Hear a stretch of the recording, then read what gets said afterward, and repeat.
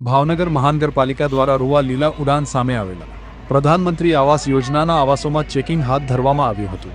Checking દરમિયાન કુલ 120 આવાસોની તપાસ કરવામાં આવી હતી, જેમાંથી માત્ર 49 આવાસોમાં મૂળ લાભાર્થીઓ રહેતા હોવાનું સામે આવ્યું હતું।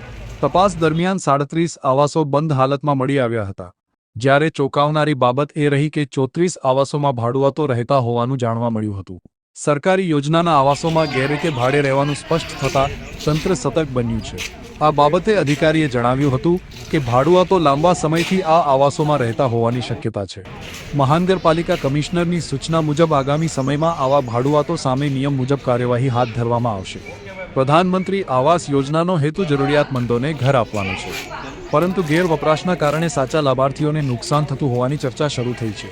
મહાનગરપાલિકા દ્વારા આગળ પણ આવા ચેકિંગ ચાલુ રાખવામાં આવશે તેવી માહિતી આપવામાં આવી છે।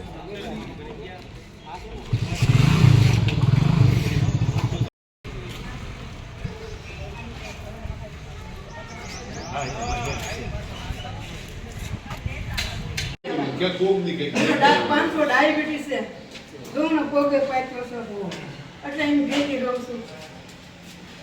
તમારા દીકરા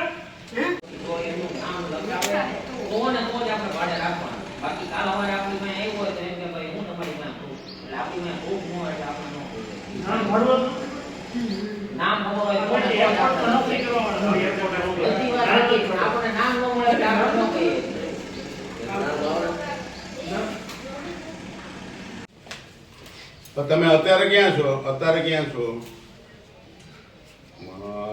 તમારે આવવું તો પડશે, તો પ્રૂફ બતાડવા પડશે। જો નીચે કોઈને બતાડ્યું હોય તો વાત કરાય, કોને બતાડ્યું એ ખબર નથી।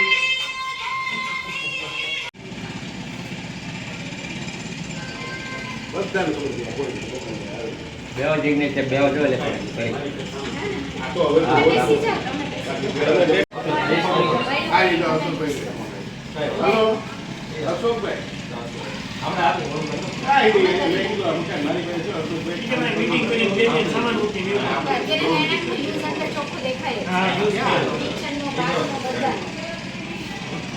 ના ના એમાં આવવાનું આપણે અશોકભાઈ આ રે અશોકભાઈ છે, મેં અશોકભાઈ કીધું આ આપણી હકીકત છે ઈ પણ એ રહેણા ન કરીએ તો આમાં બધામાં છે તે નીચે આ નીચે ઓલા પાડી હા ઓકે તમે આનું કંઈક હા એ કરશું।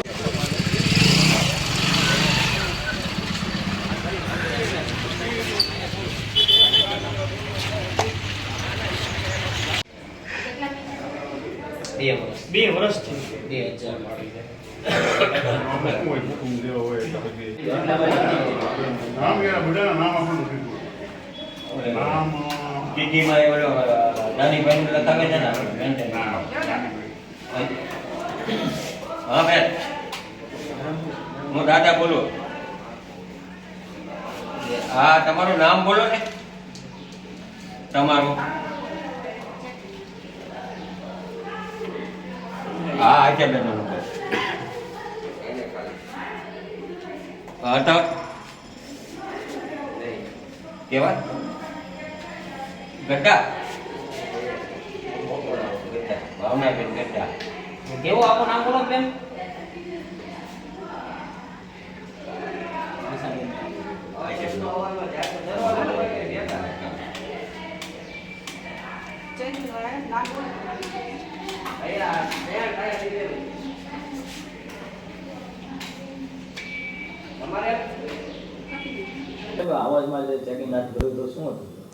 પ્રધાનમંત્રી આવાસ યોજના 2548 અન્વયે રૂવા TP scheme number 3 final plot number 104 લીલા ઉડાનની સામે કુલ 120 આવાસો છે, જે લગભગ 5 વર્ષ પહેલાં સોંપવામાં આવેલા હતા, જેમાં ભાડુઆતની અવારનવાર ફરિયાદો તેમના પ્રમુખશ્રી અને લોકો દ્વારા કરવામાં આવતા અત્યારથી જે હમણાં રૂટીન ભાડુઆતનો સર્વે ચાલુ છે એ અન્વયે ભાડુઆતનો સર્વે કરતાં આજરોજ 120 મકાનમાં સર્વે કરતાં 49 મૂળ લાભાર્થીઓ ત્યાં રહેતા હતા, 37 બંધ મકાન જોવા મળેલા છે અને 34 ભાડુઆત તરીકે પ્રસ્થાપિત થયેલા છે। અને આ સર્વે દરમિયાન તેમના પ્રમુખશ્રી અને એમની ટીમને પણ અમે સાથે રાખેલી હતી।